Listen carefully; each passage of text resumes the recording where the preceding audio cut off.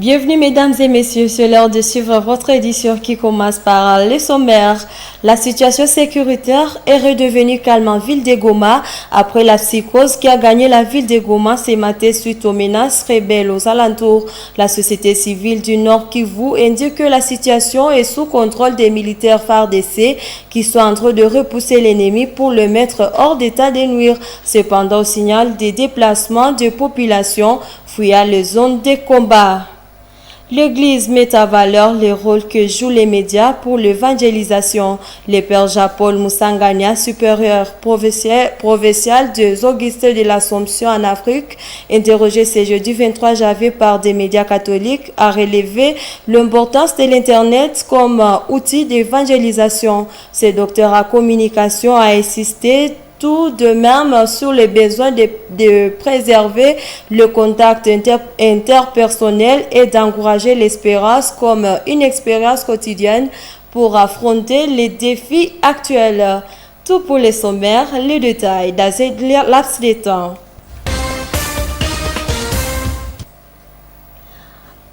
Bienvenue mesdames et messieurs, comme je l'ai dit au sommaire, la ville de Goma a retrouvé son calme ce jeudi 23 janvier après une matinée marquée par des tensions dues aux affrontements entre les forces armées de la République démocratique du Congo FARDC et les rebelles du M23 dans les environs. La société civile du Nord Kivu confirme ses retours au calme et appelle le FARDC à maintenir leurs efforts pour assurer la population de cette ville menacée de toutes parts par les rebelles. Suivez ces récits de Eugénie Moussivirois. Goma, chef-lieu de la province du Nord Kivu, a connu une matinée tendue avec des détonations d'armes entendues à Sake aux abords de la ville, causant une psychose généralisée. Des milliers de familles vivant en Massissi et Nyiragongo sous la pression des rebelles ont fui vers Sake et Goma pour se réfugier. La société civile du Nord Kivu salue le professionnalisme des FARDC qui ont su maîtriser la situation. Son secrétaire exécutif affirme que tout est revenu au calme malgré les tensions du début des journées. Goma est calme à ce moment. Tout le monde est dans ses occupations. Malgré qu'il y a eu des paniques, on a remis les enfants à la maison pendant la journée, mais Goma est calme jusqu'à ce moment. Malgré qu'il y a aussi une bombe qui est tombée au niveau du territoire de Nyiragongo, qui a tué 2 personnes. Mais au moins Goma est calme, on est là, on résiste toujours. Et l'armée est en train de se battre pour peut-être éloigner la menace vers en dehors de la ville et loin de la ville d'ailleurs. Donc il n'y a pas vraiment assez à s'inquiéter. Il est vrai qu'il y a eu des déplacements de populations qui étaient en Zulo, d'autres qui venaient de rentrer sur ça, qui sont déplacés encore, ont fui jusqu'à Goma. Donc c'est ça, c'est de Mugunga aussi qui étaient dans des camps, ont quitté encore Mugunga pour aller vers des milieux un peu plus sécures, toujours ici dans la ville. Donc, mais au moins, la situation est momentanément calme. La guerre du M23 prend de plus en plus d'ampleur avec des avancées significatives des rebelles dans l'est de la RDC. Récemment, les M23 ont capturé la ville stratégique de Minova, située sur la route d'approvisionnement clé menant à Goma, et provoqué un exode massif de la population. Cette offensive s'ajoute à la prise de plusieurs autres localités stratégiques telles que Lumbishi, Numbi, Tchangé et Mbweremana. Les Nations Unies rapportent que plus de 237 000 personnes ont été déplacées en raison des combats récents dans l'est du Congo. Ces événements s'inscrivent dans un contexte de conflits persistants dans la région où les M23 continuent à mener des offensives provoquant des déplacements massifs de population. Les sécurités dans l'est de la RDC, la situation demande de s'adapter au jeu de l'ennemi. Le député national Rémi Mukweso invite le gouvernement à changer d'approche pour contenir l'agresseur rwandais avec ses alliés du M23. Il fait remarquer le brouillage du signal de l'espace aérien par le Rwanda, situation qui nuit au beau déroulement des opérations militaires côté congolais. Cet élu de Butembo répondait aux questions de la presse à Lubero Cité lors de sa visite aux militaires engagés sur le front nord. Ces propos ont été choisis par Isabelle Wangahemuka. nous devons nous adapter aux réalités de la guerre actuelle. Parce que déjà, nous sommes dans une zone qui est brouillée par l'ennemi. Nos avions ont du mal à accéder à cette zone ici parce que la zone est brouillée. C'est pourquoi nous devons nous adapter. Nous devons avoir vraiment des équipements capables de contrecarrer ce que l'ennemi est en train de faire. Je viens aussi d'apprendre qu'il y avait une forte délégation qui devrait faire Lubero. Mais cette délégation a été obligée de rentrer parce qu'ils étaient en train de survoler au hasard. Et c'est une inquiétude réelle que nous devons vite résoudre parce qu'on ne sait pas utiliser nos hélicoptères, on ne sait pas utiliser nos avions parce que la zone est brouillée. Donc ici, on ne contrôle pas la zone aérienne et ça, c'est une difficulté énorme. Donc nous, en tant que députés et le gouvernement, nous devons vite trouver la solution à cette question-là. Et j'apprends aussi qu'ils sont même tentés d'aller brouiller la ville de Butembo. Et donc si on ne fait pas attention, on aura du mal à atterrir dans cette ville de Butembo. Donc c'est un problème réel que nous devons vite trouver la solution. Monsieur Civil, Les chapitres parlent éducation à présent. L'humanité célèbre chaque 24 janvier la journée internationale de l'éducation. Cette journée a été créée pour célébrer ce rôle crucial au service de la paix et du développement. Le directeur de la province éducationnelle Nord Kivu 2 déplore le fait que des enfants sont privés de l'éducation suite à la situation sécuritaire précaire à l'est du pays. Suivez ces reportages. Plusieurs élèves venus de différents milieux insécurisés vivent en déplacement en ville de Butembo. Ces déplacés vivent dans des conditions précaires dans des milieux d'accueil. Des enfants qui sont privés de l'éducation dans leur milieu de provenance suite à la situation sécuritaire se font inscrire dans leur milieu de déplacement. Au cours de cet entretien, le directeur de la province éducationnelle Nord Kivu 2, Bissi Mwabale Kembaka, indique que c'est pour permettre aux élèves déplacés de ne pas rater les cours. Occasion pour lui d'inviter les parents qui ont des enfants déplacés, de les envoyer à l'école. Effectivement, c'est une insécurité qui touche non seulement la vie sociale, mais aussi l'éducation des enfants est mise en difficulté avec l'activisme des groupes armés, avec des guerres, notamment dans certaines sous-divisions qui sont touchées. Ça ne va pas. Alors nous avions pris des dispositions. Celle de demander au sous-prophète de faire tout pour que les enfants qui sont en déplacement dans les milieux d'accueil, que ces enfants trouvent des écoles où ils peuvent poursuivre leurs études le temps que la situation n'est pas jusque-là maîtrisée dans les zones d'où ils sont venus avec la guerre. Nous avons sensibilisé nos parents, nous avons sensibilisé la population, les acteurs éducatifs pour que les personnes ou les enfants qui sont en déplacement dans des familles d'accueil trouvent quand même des écoles où ils peuvent poursuivre leurs études. Le thème retenu pour la journée de l'éducation cette année 2025 est l'IA et l'éducation, préserver l'autonomie dans un monde automatisé. Propose une réflexion sur le pouvoir de l'éducation pour permettre aux personnes et aux communautés de naviguer, de comprendre et d'influencer les progrès technologiques.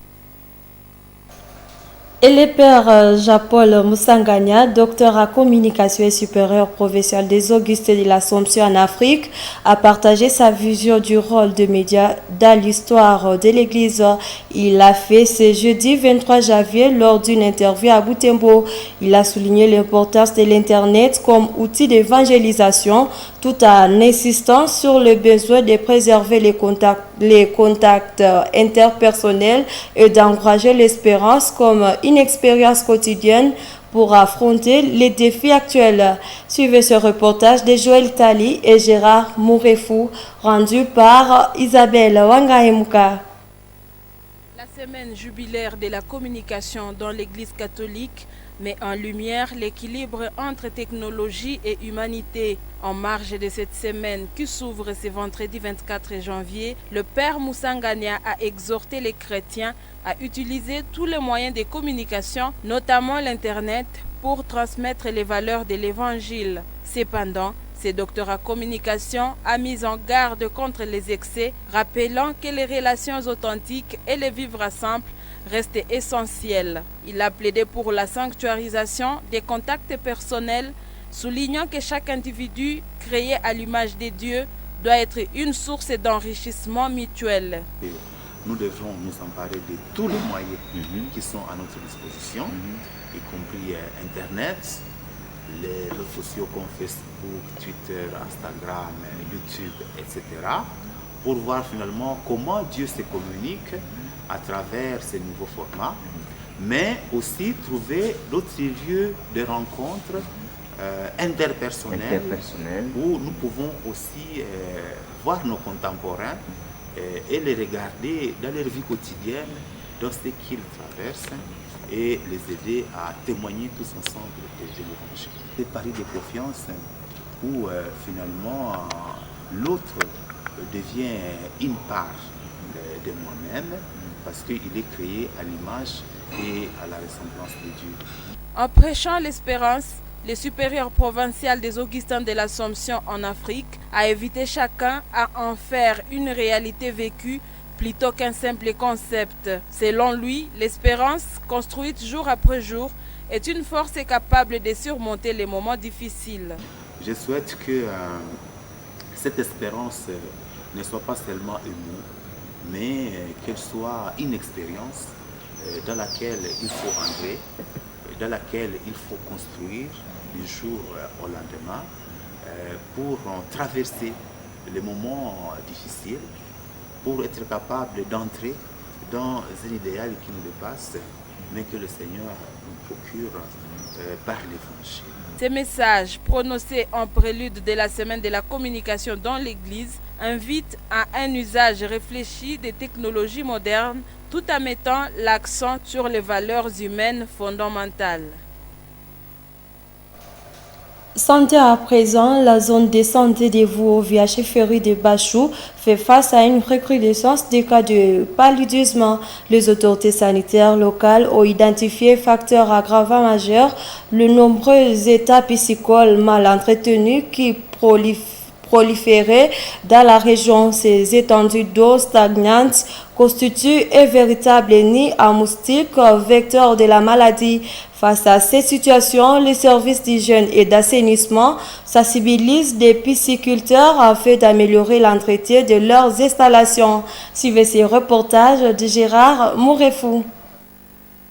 Selon Katembo Machaouri, chargé du service d'hygiène et d'assainissement de Vuovi, les états piscicoles mal entretenus représentent une menace directe pour la santé de la population.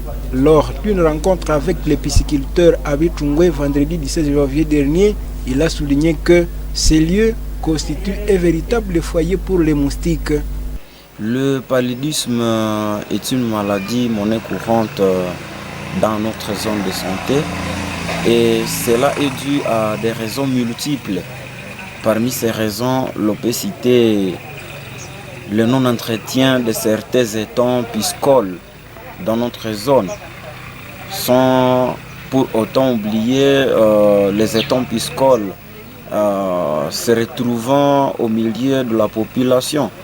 Pour étouffer cette épidémie, les autorités sanitaires appellent tous les détenteurs d'états piscicoles dans la zone de santé de Vuovi de se faire recenser. Cela permettra d'apporter une assistance technique aux pisciculteurs afin qu'ils adoptent de bonnes pratiques d'entretien et réduisent ainsi les risques de prolifération des moustiques. Pour les accompagner, nous leur montrons que cela doit aller concomitamment avec la santé, surtout leur santé et la santé de la population environnante. Et nous leur montrons des textes liés aux mesures hygiéniques qui les conduisent afin de lutter contre cette maladie qui prévaut dans notre zone de santé Vuovi. Notre interlocuteur note que plus de milliers de cas de paludisme sont recensés chaque année dans la zone de santé de Vuovi. Cette situation met en évidence l'urgence d'agir pour protéger la population et endiguer cette maladie.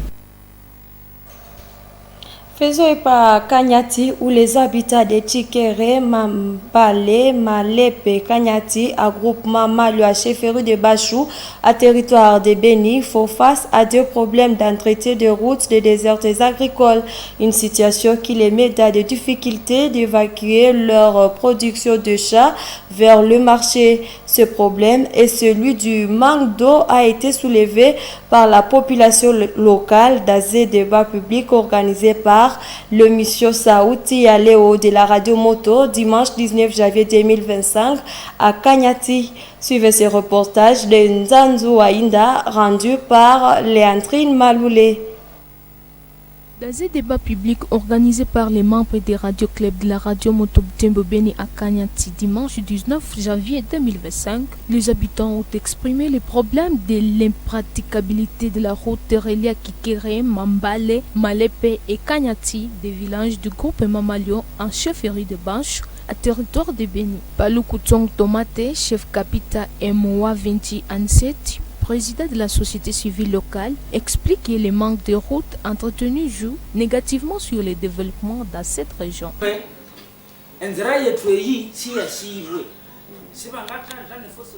Dans un village, aucun marché ne peut pas fonctionner sans une bonne route. Notre route n'est pas connue, même les projets de fonds social n'arrivent pas ici. Donc, si nous ne mobilisons pas par des travaux communautaires pour aller vers ceux qui peuvent y verser de la latérite, nos produits agricoles restent dans ces villages. Malheureusement, les camions ne peuvent pas atteindre Kanyati parce que en cas de pluie, c'est fini.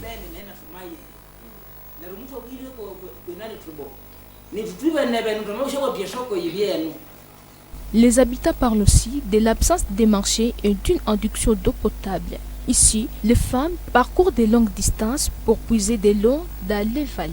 Les habitants de cette partie du groupement Malion appellent les gouvernements et humanitaires à penser à la construction de bornes fontaines dans leurs milliers. Le village de Kanyati se trouve à une trentaine de kilomètres au nord-est de la ville de Butembo, à la limite de cette ville avec les territoires de Béni.